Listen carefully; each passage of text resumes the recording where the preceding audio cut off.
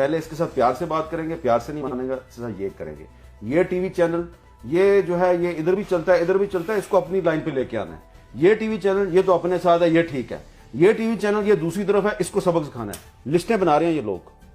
और तो क्या मेरी मतलब बात हामिद आप इंतजार क्या करें, अभी भी जरा थोड़ा सा ज्यादा क्रिटिसाइज कर लो तो ये तो आते नहीं आपके प्रोग्राम्स में ना है। नहीं मैं I don't care but I am just saying, मैं कह रही हूँ कि पेश इनमें सकत तो नहीं है। एक मेरी बात याद रखें, पीपल्स पार्टी वालों में सकत है। नहीं, पीपल्स पार्टी अच्छा, वालों की मैंने कोई देखा सकत है, नहीं है। पीपल्स पार्टी वाले भी जो फ्लड की कवरेज में जब मुझे वो याद है, तो पीपल्स पार्टी का जो गुस्सा है वो भी मुझे पता है, ठीक है ना। और अभी पिछले दिनों भी मुझे बड़े गुस्से भरे पैगाम जो है वो मिलते रहे हैं। ये पीपल्स पार्टी जो है इससे भी सवाल करने की जरूरत है कि क्या चक्कर है भैया आप में कि अली वजीर जो है उसको बंद करना है, मुकदमा जो है वो खैबर पख्तूनख्वा में होता है, आप उसको बंद कर देते हैं कराची में।